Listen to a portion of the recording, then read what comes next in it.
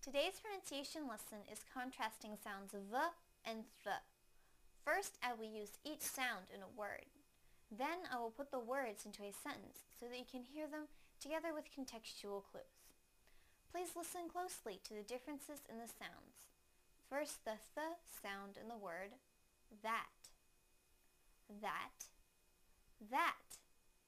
Now the v sound in the word that, that, that. Now I will use them both in a sentence. Is that the vat? Is that the vat?